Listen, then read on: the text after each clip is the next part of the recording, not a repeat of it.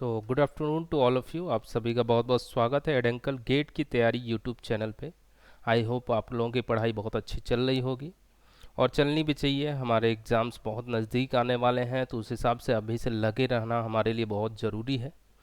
तो चलिए, मेरा नाम है Ravi Pratap Rao and I have more than 6 years of teaching experience और मैं यहाँ पे इरिगेशन इंजीनियरिंग कवर कर रहा हूँ, जिसके अंदर हम लोग सीपेज थ्योरी पढ़ रहे हैं। सीपेज थ्योरी के अंदर ब्लेक्स क्रीप थ्योरी और लेन वेटेड क्रीप थ्योरी आप प्रीवियस क्लास में कवर कर चुके हैं। आज हम लोग जो फोकस्ड रहेंगे, जिस पे बात करेंगे, that is Khosla theory. Khosla theory के बारे में हम लोग बात करेंगे। सबसे पहले सेशन को लाइक कर दीजिए और अपने दोस्तों के साथ शेयर कर दीजिए। तो स्टार्ट करें हम लोग सीधे, अपने टाइम को वेस्ट न करते हुए स्टार्ट करते हैं सीपेज थ्योरी में खोसला थ्योरी। ब्लेक्स थ्योरी आपको आई होप अच्छे से समझ में आ गई होगी और लेन वेटेड में भी समझ में आ गया होगा। लेन वेटेड में कुछ खास नहीं था, ब्लेक्स ही था, बस उसमें क्या किया था, हॉरिजॉन्टल और वर्टिकल को उन्होंने अलग अलग कर दिया था, यानी वेटेज दे दिया था उन्होंने। बस इतनी सी बात थी, बाकी सारा ब्लेक्स थ्योरी ही था। अच्छा, अगर आप खोसला थ्योरी समझना चाह रहे हैं ना, तो एक बात समझे हम लोग, जो जो लिमिटेशंस ब्लिक्स थ्योरी में था उन सारे लिमिटेशंस को खोसला ने रिमूव किया। और आज कल की दुनिया में देखा जाए तो आज भी खोसला थ्योरी को ही यूज किया जाता है। ब्लिक्स में कुछ कमियां थी इसलिए उसको यूज नहीं किया गया, उसको सुधारा गया। लेन वेटेड आए, लेन वेटेड क्रिप थ्योरी में भी कमियां हैं, उनको सुधार करके अब खोसला थ्योरी ले आए। अब खोसला थ्योरी यूज होता है। तो जो जो लिमिटेशंस थे वो दूर किए गए। वही लिमिटेशंस यहाँ पे किस फॉर्म में आ जाएंगे, एजम्पशन के फॉर्म में आ जाएंगे। जैसे ओवरव्यू दूं, याद दिलाऊं मैं आपको, क्या था ब्लिक्स थ्योरी में, क्या क्या लिमिटेशंस था। ब्लिक्स थ्योरी ने माना कि जो वाटर होता है फ्लो, जो परकुलेटिंग वाटर होता है वो आउटलाइन ऑफ बेस को फॉलो करता है, लेकिन ऐसा नहीं होता है, स्ट्रीम लाइन को फॉलो करता है। तो यहाँ पे एजम्पशन जो लेंगे हम लोग, स्ट्रीम लाइन को फॉलो करते हुए उस बेसिस पे एनालिसिस करेंगे। ठीक है। जो ब्लिक्स ने माना कि सारे जो सीट पाइल होते हैं वो इक्वल वेटेज दिया उन्होंने, लेकिन ऐसा नहीं होता है। जो आउटर फेस होता है सीट पाइल का वो ज़्यादा इफेक्टिव होता है इनर फेस के कंपैरिजन में। ब्लिक्स ने देखा कि कोई भी हो, चाहे बाहर का हो चाहे अंदर का हो सीट पाइल, कोई फर्क नहीं पड़ रहा, लेकिन अगर इंटरमीडिएट सीट पाइल छोटा है आउटर वालों से तो कोई फर्क नहीं पड़ेगा, कोई मतलब नहीं है उसको लगाने का। तो ये एजम्पशन लिया गया यहाँ पे। तो जितनी भी वहाँ लिमिटेशंस थी वो यहाँ पे क्या बन जाएंगी, एजम्पशन बन जाएंगी खोसला थ्योरी में। जैसे देखिए, एजम्पशंस इंपॉर्टेंट है इसलिए मैंने लिख दिया है। The outer face of the end sheet pile is much more effective than the inner sheet pile and horizontal length of flow. The intermediate sheet pile is smaller in size. अगर intermediate sheet pile छोटा है height में, तब then the outer ones is found to be ineffective in offering head loss। कोई मतलब नहीं है उसका जब इंटरमीडिएट सीट पाइल छोटा है। तो दिखाया भी था मैंने आपको, और वहां पे भी ये बात बोला था कि एक दिक्कत वाली बात है। नेक्स्ट है, seeping water does not creep along the bottom contour of the floor but instead follow the streamline. Streamline को फॉलो करता है और प्रैक्टिकली यही होता भी है। तो देखें, ये जो एनालिसिस है प्रैक्टिकल सिचुएशन में इसलिए इसे यूज किया जा रहा है। ब्लिक्स ने तो मान लिया कि उसके आउटलाइन को फॉलो कर रहा है, ऐसा थोड़ी ना होता है। Next, piping of the floor is started. कब पाइपिंग स्टार्ट होगा? Piping of the floor is started from the tail end, that is when exit gradient, ध्यान दीजिएगा, when exit gradient I exit becomes more than or equal to I critical, यानी critical hydraulic gradient. बड़ा important point है ये, बात समझ में आ गया। It is absolutely necessary to have a deep seat pile at the downstream end of the floor in order to prevent piping failure। Downstream में अगर है सीट पाइल तो पाइपिंग फेलियर को रोक देगा। बल्कि ब्लिक में ऐसा कोई कॉन्सेप्ट नहीं दिया उन्होंने, ऐसा कुछ नहीं बताया, लेकिन डाउन स्ट्रीम में होना एक जरूरी है सीट पाइल को, वही पाइपिंग को मेनली रोकता है। तो ये खोसला थी, जो जो लिमिटेशंस थी वही क्या बन गई यहाँ पे, एजम्पशंस बन गई। अब हम बात करते हैं एनालिसिस की। अब एनालिसिस की बात करी जाए, देखिए गलती से यहाँ पे आ गया है, इसको पेज एक ऐड कर लेते हैं हम लोग। हाँ, तो एनालिसिस की बात करी जाए, अगर एनालिसिस की बात करी जाए खोसला थ्योरी की,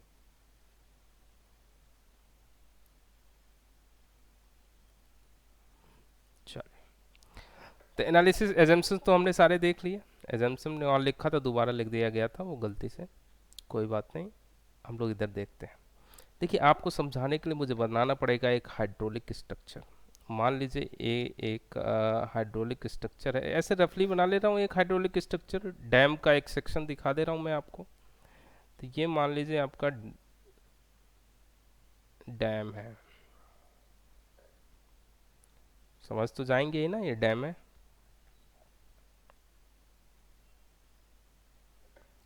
ठीक है, ये डैम बन गया आपका। आप बोलेंगे ऐसे डैम दिखता है क्या? कोई बात नहीं, काम चला लेंगे हम लोग डैम का। नीचे आपका बन गया। अब देखिए क्या होगा। अच्छा, यहाँ पे सीट पाइल भी तो बना लिया जाए। सीट पाइल कहाँ कहाँ बना लूँ बताओ? ये कलर तो आप लोगों को दिखता नहीं है।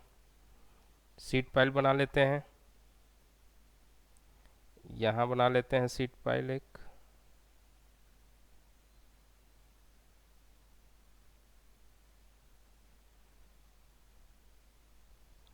ठीक, अब देखो यहाँ सीट पाइल अगर छोटा बनेगा ना, तो ये कोई काम का है नहीं, मैं आपको बता दूं। अगर ये बड़ा होगा तो इफेक्टिव होगा।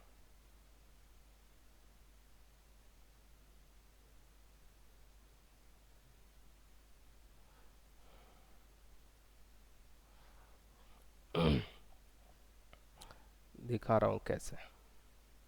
अब देखो, पहले क्या था, ब्लिक में क्या था, इसके आउटलाइन को फॉलो कर रहा था, ऐसे ऐसे ऐसे ऐसे ऐसे ऐसे ऐसे ऐसे ऐसे जा रहा था। देखिए अब नहीं है, अब स्ट्रीम लाइन को फॉलो करेगा। स्ट्रीम लाइन को कैसे फॉलो करेगा अगर देखा जाए तो, ये स्ट्रीम लाइन को कुछ इस तरीके से फॉलो करेगा।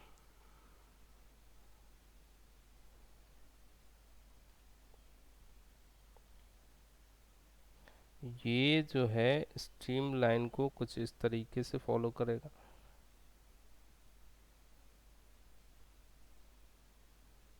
ठीक है,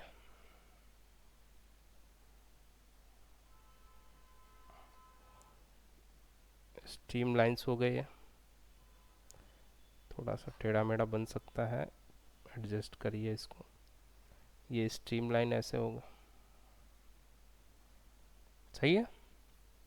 अगर यही देखिए बीच में इंटरमीडिएट, ये थोड़ा सा लंबाई ज़्यादा होता है, इसका हाइट ज़्यादा होता, तो ये फिर ऐसे थोड़ी नहीं जाता और नीचे से जाता, तब इफेक्ट इसका अफेक्ट पड़ता। अभी कोई इफेक्ट पड़ रहा है इसका? छोटा है तो कोई मतलब है, उसको बनाओ चाहे ना बनाओ, कोई मतलब नहीं है। अब इसमें ये आपका इक्विपोटेंशियल लाइन की भी बात करें अगर, तो कुछ इस तरीके से बनेगा। ये सब चीज़ें तो आप जानते होंगे, equipotential line, stream line, basic है, सॉइल मैकेनिक्स में पढ़ते हैं आप लोग।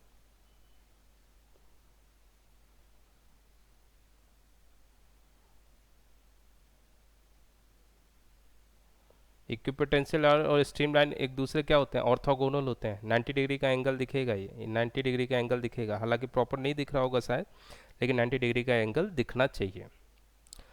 तो अब देखिए क्या क्या चीज़ें दूर हो गई। यहाँ पहले बेस को फॉलो कर रहा था, ये इसमें नहीं कर रहा है, स्ट्रीम लाइन को फॉलो कर रहा है। ये जो वाटर जाएगा सीप करेगा, वाटर का जो सीपेज होगा वो किसको फॉलो करेगा, स्ट्रीम लाइन को फॉलो करेगा, पहली चीज़। दूसरी चीज़ देखिए, ये जो इस सीट पाइल का जो आउटर फेस है वो ज़्यादा इंपॉर्टेंट है in comparison to inner face, क्योंकि इनर फेस के थ्रू नहीं जा रहा है, इस पे ऊपर डिपेंड कर रहा है। दूसरी चीज़। तीसरी चीज़, इंटरमीडिएट सीट पाइल की हाइट अगर छोटी है आउटर वन से, तो इसका कोई भी इफेक्ट नहीं पड़ेगा। यहाँ पे देख लिया आपने, नहीं पड़ रहा है। तो ये सारे जो लिमिटेशंस थी वो सारी की सारी क्या हो गई, दूर हो गई। अब इसी पे एनालिसिस किया गया। तो खोसला ने क्या कहा कि ये सारे जो नीचे देख रहे हैं आप सॉइल पार्टिकल हैं, पाइपिंग फेल्योर आपको बताया था, पाइपिंग फेल्योर, और दूसरा कौन सा था, दूसरा कौन सा था, अपलिफ्ट फेल्योर। तो कोई भी फेल्योर होगा, कोई भी फेल्योर होगा अगर, ये स्ट्रक्चर आगे तक बढ़ा दे रहा हूँ, कोई भी फेल्योर होगा अगर, देखिए कोई कोई एक पॉइंट लेता हूँ मैं, कलर चेंज करके कोई भी एक पॉइंट लेता हूँ, ये सॉइल का एक पार्टिकल लिया। अब यहाँ पे पॉइंट पे देखेंगे तो इसके टेंजेंट पे क्या लगेगा, सीपेज प्रेशर लगेगा, और यहाँ पे जो नीचे लगेगा ये सॉइल का खुद का वेट होगा। क्लियर है बात? कोई भी पॉइंट ले लीजिए, कोई भी पॉइंट ले लीजिए, आप ये ले लीजिए। अब इसका टेंजेंट अगर देखेंगे तो ये क्या होगा, PS होगा, और ये क्या होगा आपका W होगा, सीपेज प्रेशर और W। ऐसे ही यहाँ पे जाऊँ, अगर मैं यहाँ पे इस पॉइंट पे मैं बात करूँ, थोड़ा सा बड़ा पॉइंट बना लेता हूँ, तो यहाँ पे सॉइल का पार्टिकल का वेट कितना होगा, W होगा, और इसके टेंजेंट सीधा लाइन नहीं बना गया, सीधा लाइन है, समझ जाइएगा, PS होगा, सीपेज प्रेशर होगा।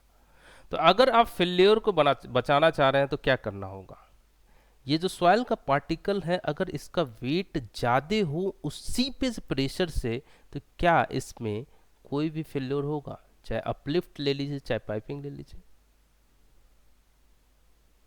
तो हमें क्या करना है, इस स्ट्रक्चर को सेव करने के लिए, इस हाइड्रोलिक स्ट्रक्चर को सेव करने के लिए सीपेज प्रेशर कम रखना होगा। किससे? सॉइल के पार्टिकल से। सिंपल, खत्म, बहुत आसान बात हो गई है। तो यही कोशिश कर रहे हैं हम लोग नेक्स्ट पेज पे, यही कोशिश करते हैं हम लोग, इसी को ढूंढने की कोशिश करते हैं।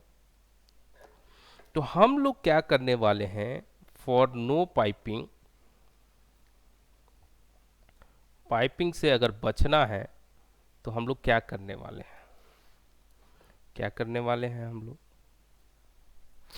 Wait of soil, wait of soil should be greater than और इक्वल टू सीपेज प्रेशर।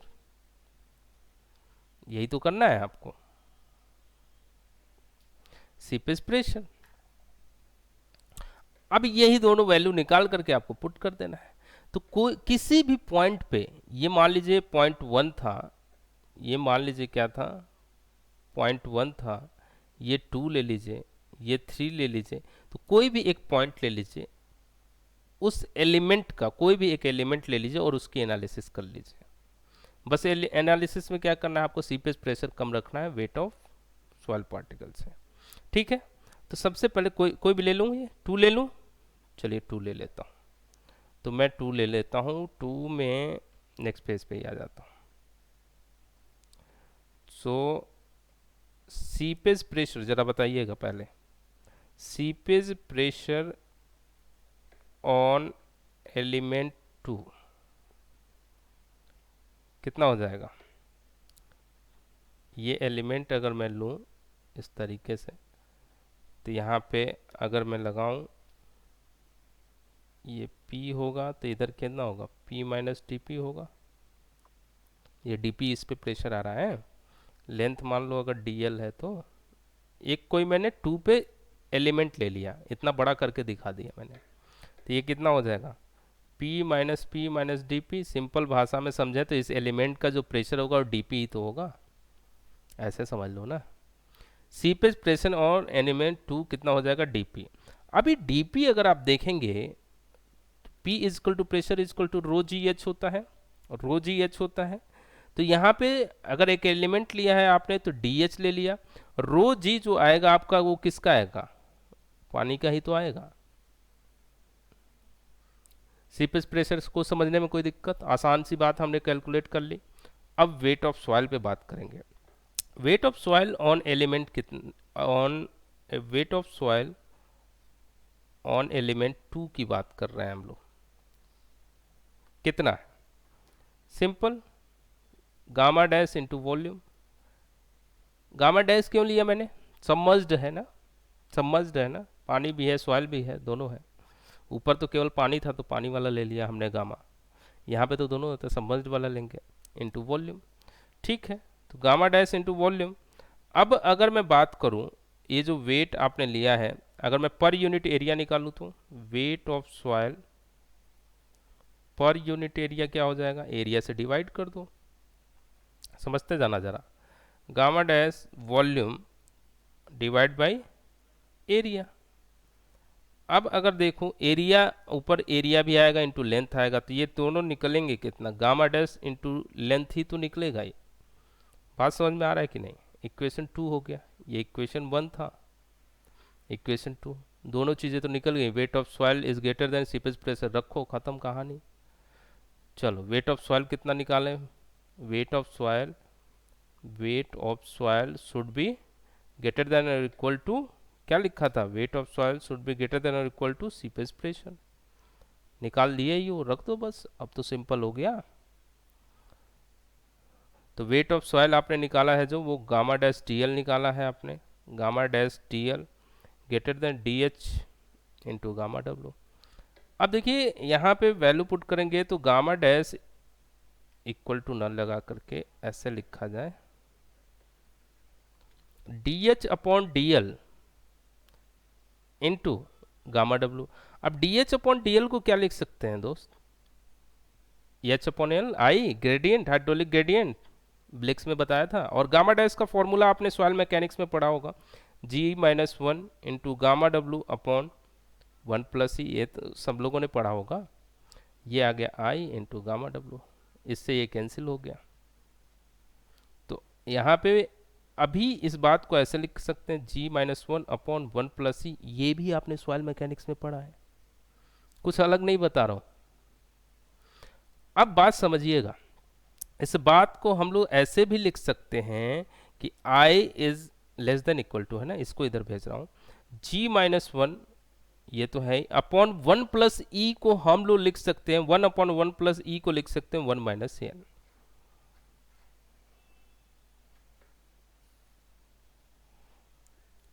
अब ये दो फॉर्मूले दे दिए आपको सेम। अब बोलोगे ये क्या पता चल रहा है, यहाँ से समझा रहा हूँ, रुक जाओ। तो आई की वैल्यू, ग्रेडियंट की वैल्यू, हाइड्रोलिक ग्रेडियंट की वैल्यू कम होनी चाहिए किससे, G minus one upon one plus E से, तब पाइपिंग फेल्योर नहीं होगा, कोई भी फेल्योर नहीं होगा। या फिर इसी बात को ऐसे बोल दिया हमने कि हाइड्रोलिक ग्रेडियंट की वैल्यू जो है वो कम होनी चाहिए किससे, G minus one one minus one से। यानी इस बात को ये भी तो बोल सकते हैं, ये हमारा क्या है, क्रिटिकल हाइड्रोलिक ग्रेडियंट है। ये हमारा क्या है, क्रिटिकल हाइड्रोलिक ग्रेडियंट। भाई इससे कम नहीं होना चाहिए, मैंने एक बाउंड्री से क्रिटिकल पॉइंट बता दिया ना, तो इसे क्रिटिकल हाइड्रोलिक ग्रेडियंट भी तो बोल सकते हैं आप। इस बात को अगर मैं लिखूं तो कैसे लिख सकता हूं, अगर मैं लिखूं आई सी इज इक्वल टू, इसी आई को अगर मैं आई सी बोल दूं तो ये क्या मतलब हुआ इस बात का, तो आई सी जो है वो क्या डिनोट करेगा, आई सी जो डिनोट करेगा ये मैक्सिमम वैल्यू होगा, maximum value of exit gradient at which at which structure will save, at which structure will save, above which क्या हो जाएगा, इसके ऊपर जाओगे तो above which piping will, above which piping will start and structure will fail, and structure will fail। बात समझ में आ गया। अब देखो बात को, यानी ये मैक्सिमम वैल्यू हो जाएगा एग्जिट ग्रेडियंट जिस पे स्ट्रक्चर सेफ रहेगा, इसके ऊपर गए तो कहानी खत्म। ठीक है, अब बात को समझें हम जरा, बात को समझें हम जरा। अच्छा, exit gradient as for Khosla theory, ये जो आई एग्जिट आप कैलकुलेट करेंगे, आई एग्जिट जो कैलकुलेट करेंगे ये क्या होता है, H by D one upon pi root lambda होता है। लेमडा क्या है यहाँ पे, one plus e alpha square, अभी बता रहा हूँ क्या है अल्फा, अपॉन टू, अल्फा क्या है, बी अपॉन डी है, और बी और डी क्या है दोस्त, बी जो है टोटल हॉरिजॉन्टल लेंथ होता है, टोटल हॉरिजॉन्टल लेंथ होता है ऑफ द फ्लोर। ठीक है, डी क्या होता है, depth of down stream seat pile, और क्या बचा, एच, देखो ऊपर एच भी बचा है, एच क्या आता है, total head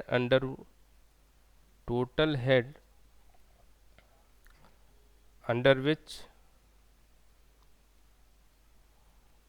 flow takes place.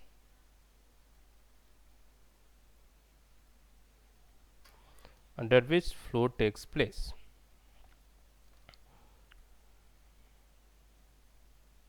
ठीक है। तो आपको मैंने देखो स्टार्टिंग में ही बताया था, उस चीज़ को कंक्लूड कर दे रहा हूँ। कहाँ बता गया, piping of the floor is started from the tail end, that is when exit gradient becomes more than critical hydraulic gradient. जब आई एग्जिट ज़्यादा हो जाएगा आई क्रिटिकल से, तब पाइपिंग स्टार्ट हो जाएगा। आई एग्जिट ज़्यादा हो जाएगा आई क्रिटिकल से, तो पाइपिंग क्या हो जाएगा, स्टार्ट हो जाएगा। तो अगर आप इस बात को समझें, ये ज़्यादा हो गया तो पाइपिंग स्टार्ट यानी स्ट्रक्चर फेल हो जाएगा। यानी आईसी जो है क्रिटिकल पॉइंट है, आई एग्जिट आपने यहाँ से देख लिया, इसकी वैल्यू आपको ज़्यादा नहीं रखनी, कम रखनी है आईसी से। आईसी क्या निकाला आपने, यहाँ से निकाल लिया। तो आईसी की वैल्यू जो आपने यहाँ से निकाला, और यहाँ से निकाला क्या आपने, आई एग्जिट की वैल्यू निकाली आपने, वो क्या होनी चाहिए। क्लियर है बात। तभी आपका स्ट्रक्चर क्या होगा, सेफ होगा, सेफ होगा। क्लियर है। तो ये रिलेशन होता है खोसला थ्योरी। बस खोसला थ्योरी में इतनी सी बातें आपको ध्यान देनी होती हैं, जिससे स्ट्रक्चर हमारा क्या हो जाता है, सेफ हो जाता है। तो ये बातें समझ में आ गई। चलिए अब हम लोग बात करेंगे, अच्छा रहने देते हैं आज। अब हम लोग बात करेंगे नेक्स्ट चैप्टर की, दैट इज़ वाटर लॉगिंग, जो कि कल नहीं, कल तो संडे है, मंडे को होगा। वाटर लॉगिंग हम लोग कवर करेंगे। ठीक है। तो गेट की तैयारी, हमारा टेलीग्राम चैनल है, उसको ज्वाइन करिए, और यहाँ पे टेलीग्राम का लिंक भी दे रखा है डिस्क्रिप्शन बॉक्स में, वहाँ से चेक कर सकते हैं। यहाँ पे सारी क्लासेस चल रही हैं, सारे सब्जेक्ट चल रहे हैं। तो आइए जुड़िए और अच्छे से प्रिपरेशन करिए। मिलते हैं हम लोग नेक्स्ट क्लास में। तब तक दोस्तों के साथ शेयर करिए सेशन को और लाइक करिए। Thank you so much. Bye bye. Jai Hind.